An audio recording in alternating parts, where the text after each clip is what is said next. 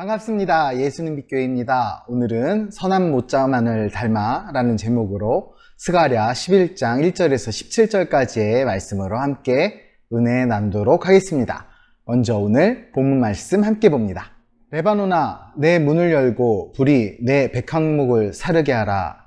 너 잠나무여 곡할지어다. 백향목이 넘어졌고 아름다운 나무들이 쓰러졌음이로다. 바산의 상수리 나무들아 곡할지어다. 무성한 숲이 엎드러졌도다. 목자들의 곡하는 소리가 나며 그들의 영화로운 것이 쓰러졌음이로다. 어린 사자의 부르짖는 소리가 나며 이는 요단의 자랑이 쓰러졌음이로다. 여호와 나의 하나님이 이르시되 너는 잡혀 죽을 양떼를 먹이라. 사들인 자들은 그들을 잡아도 죄가 없다 하고 판 자들은 말하기를 내가 부요하게 되었은즉 여호와께 찬송하리라 하고 그들의 목자들은 그들을 불쌍히 여기지 아니하는도다. 여호와가 말하노라. 내가 다시는 이 땅 주민을 불쌍히 여기지 아니하고 그 사람들을 각각 그 이웃의 손과 임금의 손에 넘기리니 그들이 이 땅을 칠지라도 내가 그들의 손에서 건져내지 아니하리라 하시기로. 내가 잡혀 죽을 양떼를 먹이니 참으로 가련한 양들이라. 내가 막대기 둘을 취하여 하나는 은총이라 하며 하나는 연합이라 하고 양떼를 먹일세. 한 달 동안에 내가 그 세 목자를 제거하였으니 이는 내 마음에 그들을 싫어하였고 그들의 마음에도 나를 미워하였음이라. 내가 이르되 내가 너희를 먹이지 아니하리라. 죽는 자는 죽는 대로 망하는 자는 망하는 대로 나머지는 서로 살을 먹는 대로 두리라 하고 이에 은총이라 하는 막대기를 취하여 꺾었으니 이는 모든 백성들과 세운 언약을 폐하려 하였음이라. 당일에 곧 폐함에 내 말을 지키던 가련한 양들은 이것이 여호와의 말씀이었던 줄 안지라. 내가 그들에게 이르되 너희가 좋게 여기거든 내 품삯을 내게 주고 그렇지 아니하거든 그만두라. 그들이 곧 은 30개를 달아서 내 품삯을 삼은지라. 여호와께서 내게 이르시되 그들이 나를 헤아린 바 그 삭을 토기장이에게 던지라 하시기로. 내가 곧 은 30개를 여호와의 전에서 토기장이에게 던지고 내가 또 연합이라 하는 둘째 막대기를 꺾었으니 이는 유다와 이스라엘 형제의 의리를 끊으려 함이었느니라. 여호와께서 내게 이르시되 너는 또 어리석은 목자의 기구들을 빼앗을지니라. 보라, 내가 한 목자를 이 땅에서 일으키리니 그가 없어진 자를 마음에 두지 아니하며 흩어진 자를 찾지 아니하며 상한 자를 고치지 아니하며 강건한 자를 먹이지 아니하고 오히려 살진 자의 고기를 먹으며 또 그 굽을 찢으리라.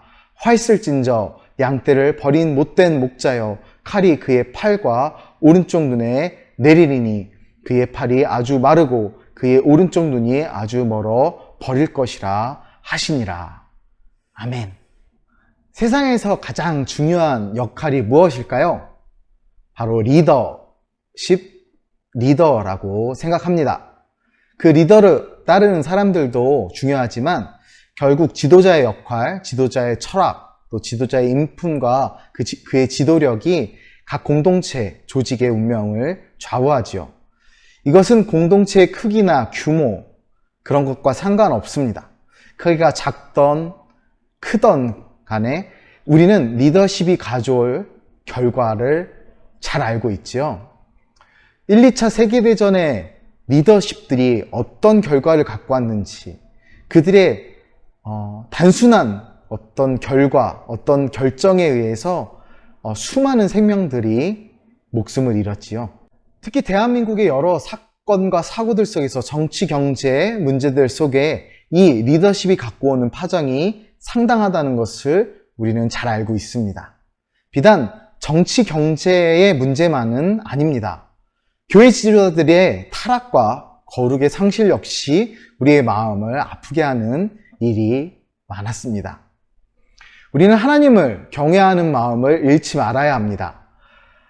수많은 리더들이, 영적 지도자들이 이 교만의 덫에 하나님을 경외하지 않고 스스로의 교만에 빠져 무너졌습니다. 결국 하나님을 무시하고 스스로를 높이는 교만한 자는 하나님의 심판을 피할 수 없습니다.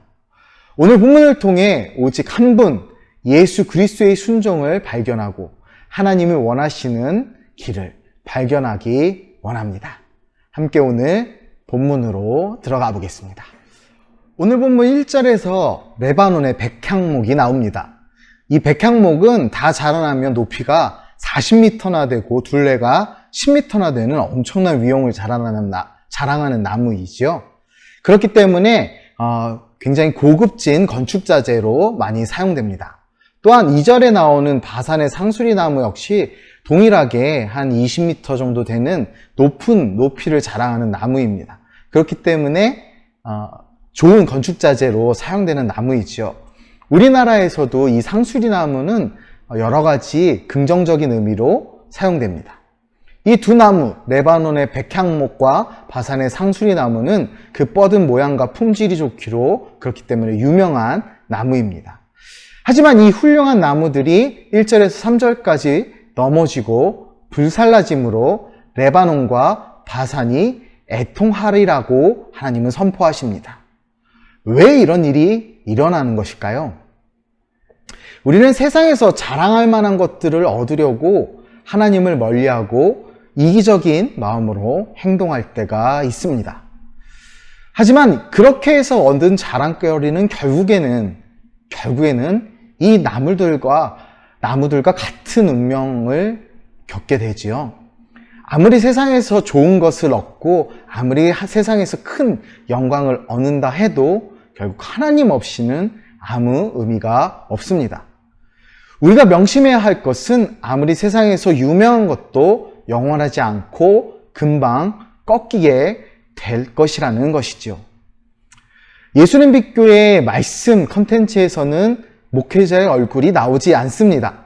캐릭터로 나오는 이유는 하나님의 말씀만이 나타나기 원하기 때문입니다. 예수님 빛교회, 이 이름도 하나님 앞에서 언젠가는 잊혀지기 원합니다. 결국 예수 그리스도만이 남겨지기 원합니다. 하나님은 교만한 자를 심판하십니다. 우리가 하나님을 잊고 다른 것을 자랑하고 있지 않은지 살펴보아야 합니다. 갈라디아서 6장 14절에 이렇게 말씀하십니다. 그러나 내게는 우리 주 예수 그리스도의 십자가 외에는 결코 자랑할 것이 없으니 그리스도로 말미암아 세상이 나를 대하여 십자가에 못 박히고 내가 또한 세상을 대하여 그러하니라 라고 말합니다. 그렇습니다. 우리가 자랑할 것, 우리의 자랑은 예수 그리스도의 십자가여야 합니다. 우리가 자랑할 것은 예수 그리스도의 십자가 하나밖에 없습니다. 이제 하나님은 선지자에게 목자의 임무를 부여하십니다. 백성을 잘못 인도한 지도자들에게 말씀을 더욱 직접적으로 전하시기 위해서이지요. 이 스가랴서가 쓰여진 이유는 오랜 기간 포로 생활을 거친 이스라엘 백성들의 신앙을 회복하고 그들의 회복을 독려하기 위한 책입니다. 그런데 그런 그들의 삶에 영향을 끼치는 지도자들, 곧 4절에서 5절까지 하나님의 심판을 받는 거짓 목자들과 그들을 심판하는 하나님의 참 목자들의 이야기가 오늘 본문의 주된 내용이지요. 우리가 잘 알고 있듯이 이스라엘이 멸망의 길을 갔던 이유는, 이방의 포로가 되었던 이유는 바로 올바른 지도자가 없었기 때문입니다. 하나님을 두려워하며 하나님을 경외하며 하나님의 말씀에 순종하는 지도자가 있었다면 이스라엘은 멸망하지 않았을 것입니다. 바로 악한 목자들은 하나님이 맡기신 양떼를 팔아먹으면서도 잘못을 깨닫지 못하고 도리어 돈을 벌었다 하나님을 찬양했습니다. 이것이 악한 목자들의 모습입니다. 이렇게 자기 마음대로 행하고 하나님을 거스르는 지도자는 자신뿐만 아니라 다른 사람에게도 해악을 끼치지요. 비단 이것은 교회만 그러는 것이 아닙니다. 우리가 살아가는 모든 곳에서 사람들 사이에서 올바르지 않은 지도자가 끼치는 악한 영향력은 사회를 병들게 만듭니다.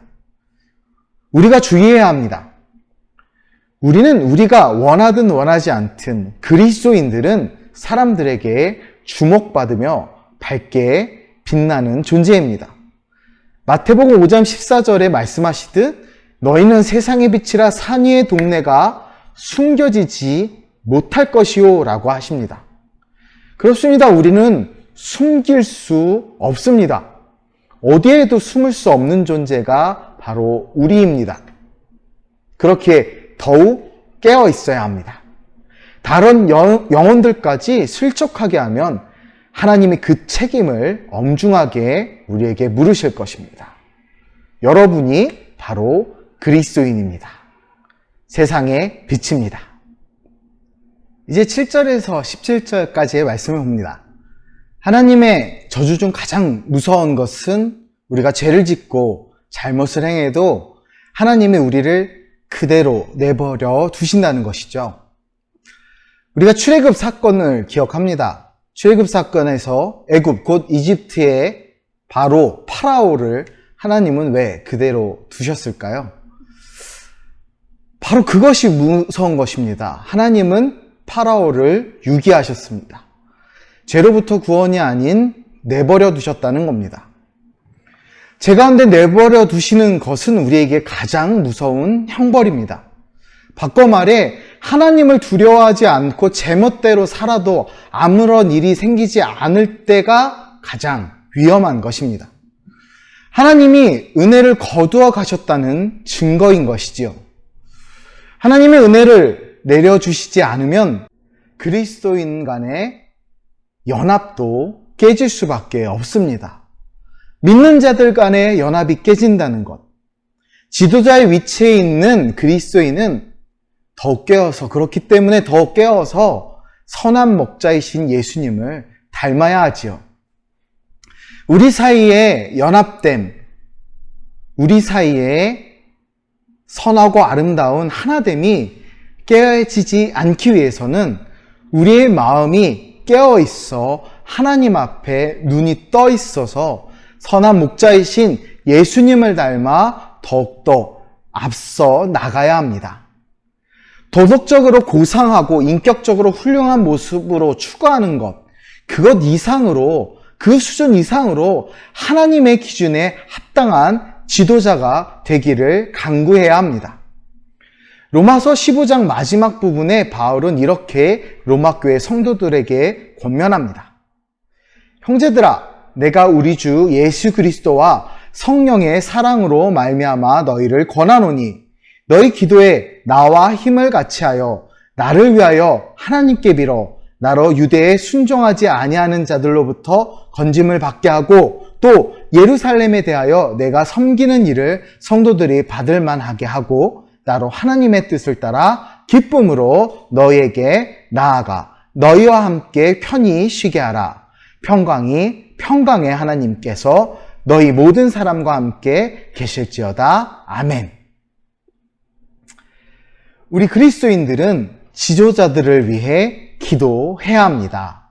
바울이 로마교회의 성도들에게 권면하였던 것처럼 우리 역시도 교회 지도자들을 위해 그리고 우리 그리스도인들을 위해 기도해야 합니다. 교회 지도자들, 내가 다니는 직장, 학교, 사회 공동체의 리더들을 위해 그리고 나라의 지도자들을 위해 우리가 반드시 기도해야 합니다. 그들이 선한 목자이신 예수 그리스도를 닮아 섬기는 본을 보일 수 있도록 말입니다. 하나님을 경외하고 겸손히 행하는 그리스도인이 되길 축복합니다. 하나님은 교만한 자를 싫어하십니다. 우리 안의 교만은 늘 우리를 무너뜨리려는 통로가 될 뿐입니다. 늘 주님 말씀에 순종하고 다른 이들도 바른 길로 인도할 수 있도록 힘쓰기 원합니다. 우리가 빛 대신 예수 그리스도, 선한 목자 대신 예수 그리스도를 따라 그분의 영광된 모습을 닮아 세상의 아름다운 섬김의 실천을 하길 원합니다. 그렇게 되기를 주님의 이름으로 축복합니다. 여러분이 바로 그리스도인입니다. 선한 목자이신 예수님을 닮으시길 다시 한번 축복하고 기도합니다. 감사합니다.